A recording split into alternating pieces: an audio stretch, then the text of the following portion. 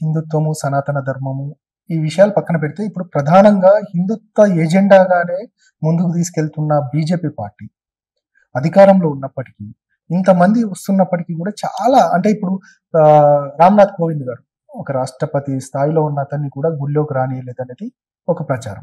ఎక్కడ ప్రచారం? అన్ని ఛానల్స్ లో వచ్చింది.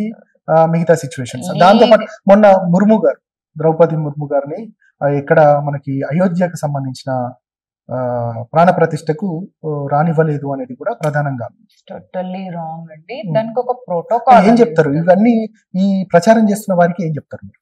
అదంతా ఏంటంటే గుడ్డు మీద ఈకల్ లాగే మనస్తత్వం ఉన్న వాళ్ళకి ఏమని చెప్తాం, ఒక ప్రోటోకాల్ అనేది ఉంటది. ఇప్పుడు రాష్ట్రపతికి మించిన ప్రోటోకాల్ ఉంటుందని, రాష్ట్రపతి వచ్చిన తర్వాత అక్కడ ఎవరు ఏం చేయొద్దు, అదే నేను చెప్పేది.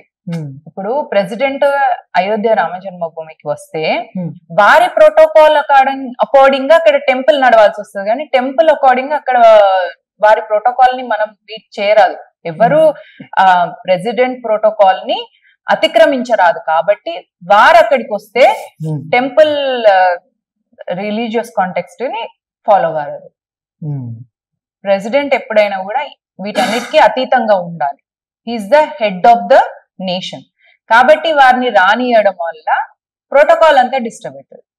అంటే టెంపుల్ రిలీజియస్ ప్రోటోకాల్ వేరు, ప్రెసిడెంట్ వచ్చిన ప్రోటోకాల్ వేరు.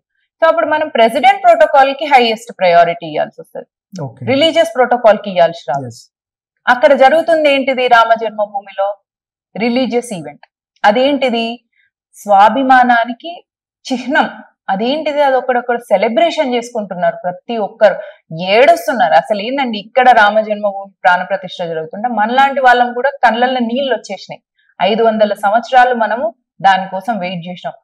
కొన్ని తరాలు ఆ ఆశతోని చచ్చిపోయినరు, కొన్ని తరాలు వాళ్ళతో యుద్ధాలు చేసిండ్రు. కొన్ని ఊర్లో అక్కడ చూడండి, అయోధ్య రామ జన్మభూమి చుట్టుపక్కల 100 గ్రామాల ప్రజలు అప్పుడు బాబర్తో యుద్ధం చేసి 2 లక్షల మంది చచ్చిపోయినరు, 70,000 మంది బలవంతంగా మతం మార్చబడ్డారు. అప్పటికి గాని ఆయనకు గోపురం దగ్గరికి పోవడానికి కుదరలేదు బాబర్కి. మళ్ళీ బాబరు చచ్చిపోయేటప్పుడు వాడు బాబర్ నామాల రాసుకున్నాడంట, వాడు ఆటోబయోగ్రఫీలో, నన్ను ఈ కాఫిర్ నేలలో పాతి పెట్టొద్దు, నన్ను మన ఇస్లామిక్ దేశంలోనే నా శవాన్ని పాతి పెట్టాలి. నీకు ఇది కాఫిర్ నేల అవుతుంది, నీకు ఈ నేల నచ్చదు, మేం నచ్చం, అయినా కూడా నువ్వు వచ్చి ఇక్కడ గుడిని ఎందుకు కూర్చున్నావు అంటే మనోభావాలు దెబ్బతీయడానికే కదా. మరి అట్లాంటి దుర్మార్గుడు అంత దౌర్జన్యం చేసిన తర్వాత 500 సంవత్సరాల తర్వాత మొహమ్మద్ గారు తన వాళ్ళు ఆయన ఏంటిది ఆర్కియాలజిస్ట్ మొహమ్మద్ గారు దాని కింద ఉన్న అవశేషాలన్నీ కూడా ఆలయానివని ఆయన చెప్పిన తర్వాత, అది కోర్టుకి సబ్మిట్ చేసిన తర్వాత లీగల్ గా మనం ఒక వర్డిక్ట్ ని తీసుకొని దాన్ని చేసినాం. అక్కడ ఒకటి. రెండో విషయం ఏంటిది అంటే, అక్కడ ఒక లా అయిన తర్వాత దాన్ని ఎన్ఫోర్స్ చేయడం అని అంటారు. అంటే ఒక మీకు వర్డిక్ట్ వచ్చింది, కోర్టు నుంచి ఒక ఆర్డర్ వచ్చింది, ఆర్డర్ రావడంతో సరిపోదు, ఆ ఆర్డర్ ని మీరు ఇంప్లిమెంట్ చేయగలగాలి. సో అక్కడ కోర్టు ఆర్డర్ ని ఇంప్లిమెంటేషన్ జరుగుతున్న దగ్గరికి ప్రెసిడెంట్ రావడానికి ఉండదు. ఎందుకంటే జడ్జెస్ అందరు ఉంటారు, ఎవరైతే చీఫ్ జస్టిస్ ఆఫ్ ఇండియా ఉంటారో వారి మీద ప్రెసిడెంట్ ఉంటారు. అంటే చీఫ్ జస్టిస్ ఆఫ్ ఇండియా, మీకు సుప్రీం కోర్టులో ఒక వర్డిక్ట్ వచ్చింది, ఒక మరణ శిక్ష వచ్చింది అనుకోండి, ప్రెసిడెంట్ దాన్ని క్షమాభిక్ష పెట్టొచ్చు. అంటే ఏమవుతుంది, అక్కడ సుప్రీంకోర్టు వర్డిక్ట్ ని కూడా చేంజ్ చేసే రైట్స్ ప్రెసిడెంట్. మరి అక్కడ ఒక కోర్టు నుంచి, సుప్రీంకోర్టు నుంచి రామ జన్మభూమి కోసం మనం వర్డిక్ట్ తెచ్చుకున్నాం, దాన్ని అక్కడ ఇంప్లిమెంట్ చేస్తున్నాం. ఆ టైంలో అక్కడికి ప్రెసిడెంట్ రావడం ఏమైపోతుంది, సుప్రీంకోర్టు ఇచ్చిన దానికి ఇంప్లిమెంట్ చేస్తున్నట్టు అవుతుంది. కానీ ప్రెసిడెంట్ ఎప్పుడైనా కూడా అట్లా చెయ్యొద్దు. ప్రెసిడెంట్ వీటన్నిటికీ అతీతంగా ఉండాలి. అందుకే ప్రైమ్ మినిస్టర్ మోదీ వెళ్ళింది. ప్రైమ్ మినిస్టర్ సుప్రీంకోర్టు నుంచి ఒక వర్డిక్ట్ వచ్చిన తర్వాత దాన్ని ఇంప్లిమెంట్ చేయగలరే తప్ప దాన్ని ఆయన ఏమంటారు ఓవర్ రూల్ చేయలేరు.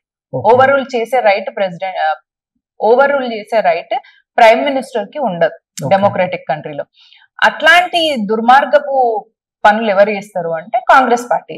కాబట్టి సుప్రీంకోర్టు వర్డిక్ట్ ని ఇంప్లిమెంట్ చేయగలదు భారతీయ జనతా పార్టీ తప్ప సుప్రీంకోర్టు వర్డిక్ట్ ని ఓవర్ రూల్ చేసి దాన్ని తిరగరాసేంత దుర్మార్గపు పనులు కాంగ్రెస్ పార్టీ మాత్రమే చేయగలదు.